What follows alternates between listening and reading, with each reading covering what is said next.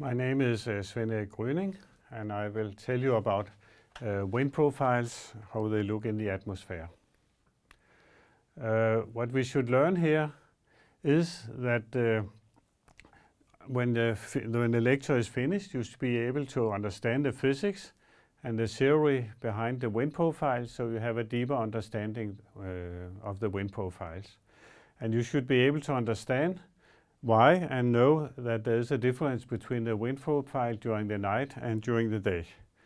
The wind profiles are more complicated than will be presented here, but this is a simplified version, you can say. So first we look at the theoretical background. The simplest form for the wind profile is a so-called logarithmic wind profile, and that is shown at the top here. The wind profile, the wind as a function of height, where z is height, is described as a function of the u star, which is the momentum flux. It's a function of height z, and it's a function of the surface roughness, and it's a function of the stability function. In neutral conditions, the stability function is 0. The psi there is the stability function. And therefore we have a purely logarithmic profile in neutral condition. Neutral condition means that there is no heat flux from the surface, so it corresponds to overcast conditions with high wind speeds. To the right you can see an example of the wind profiles. It's driven by a geostrophic wind, in this case 12 meters per second. And the geostrophic wind is a wind that drives the wind near the surface. It's the wind speed at about 1 kilometer's height. It's characteristic that the wind varies a lot near the surface during the day and the night. The black curve is the neutral wind profile, and in this representation here, where the y-axis is logarithmic, it can be seen as a straight line. During the night, it's difficult for the energy to come to the ground because of the reduced momentum flux, and the wind speed reduces near the ground. This is represented by the green line, but you can also see that although the wind speed is low near the ground, it increases fairly fast with the height, and at about a height of 100 meters it can sometimes even be faster than the neutral wind speed.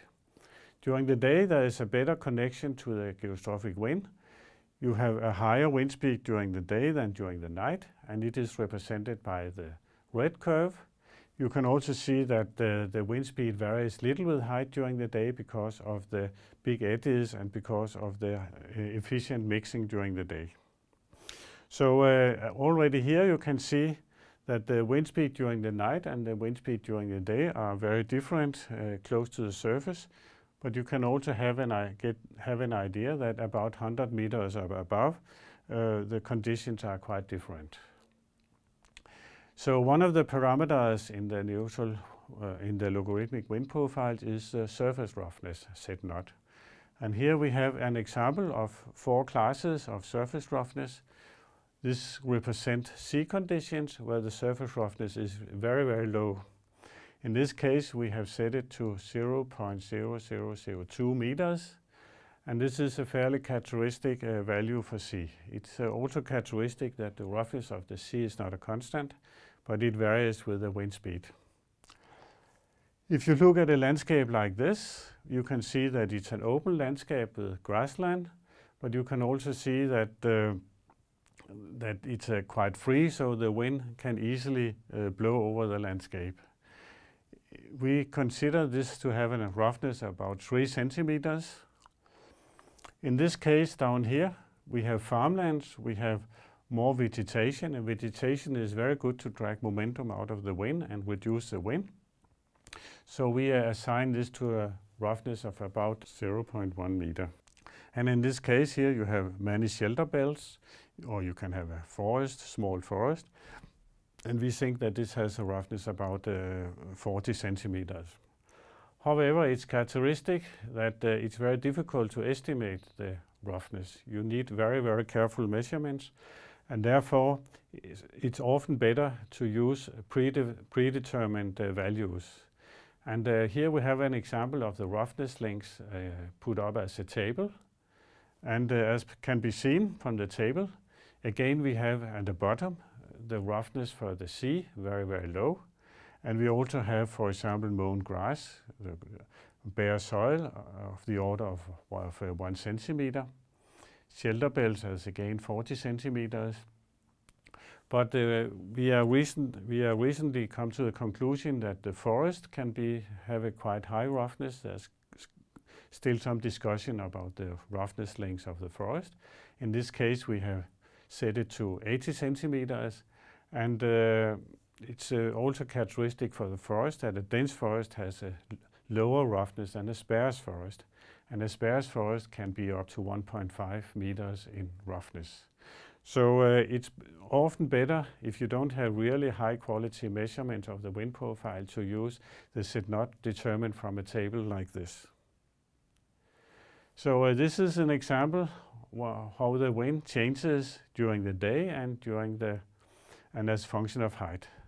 Here we have land conditions, and you can see that in this case 30 meters we have, as we explained before, low wind speeds during the night. It increases during the day because you have the convection that starts, you have the efficient mixing of the energy from above, and then during the night it decreases again. These are real measurements.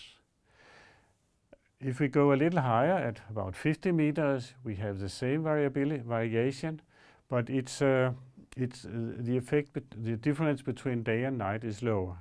And at about 150 meters in this case, which is a rural case, we can see that there's very little variation between the wind speed during night and during the day.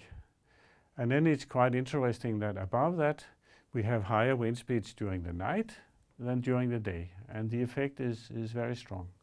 And we will come back to this effect in a moment. This is land conditions. Water conditions, it's different because over water you don't have the heating of the water and the cooling of the water during the night and the heating during the day. And therefore you can see that the structure of the wind speed as function of height does not have the characteristic pattern as it has over land.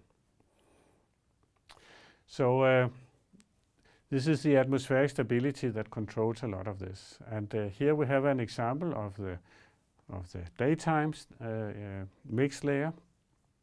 It's characteristic that when the sun is shining, you heat up the ground, and because you heat up the ground, you create motions in the air. The air becomes lighter than the surrounding air, and eddies start. Here, near the surface, we see that the eddies are very small. Basically, they scale with the height of the above ground, and they transport heat from the surface and up. But during the day, this transport gets higher and higher, and at a certain time you have the formation of very large eddies. And on the top of this you have the so-called entrainment zone. This is a zone where free air is entrained into the boundary layer. The entrainment zone can have various thickness, from 10% of the boundary layer height to maybe 20% or even more in the morning. So it's characteristic that the convective boundary layer has very, very large profile, very efficient mixing, and therefore the wind profile, because of the efficient mixing, becomes near constant with height. When you get to the entrainment zone, it starts to increase or have a characteristic pattern. This arrow shows that the air is trained into the boundary layer. During the night it's different. Here we have a similar schematic picture of the night conditions, but the height is much less. It's only 300 meters. And it has in a way 3 layers, you can say.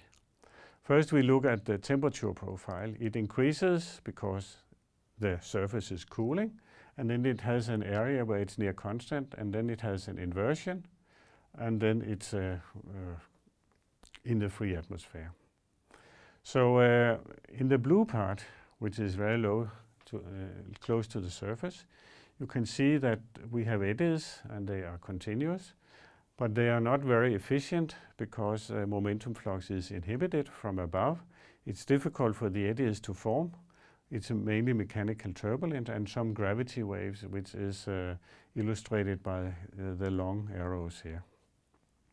Then you have this layer with continuous turbulence. Above this you have a layer where the turbulence is not continuous, but it still exists and it can come in bursts and such things. And on the top of this layer you have you can see you have an inversion or a kind of kink. So this is you have a layer with full turbulence, you have a layer with intermittent turbulence, and then you have the free atmosphere above.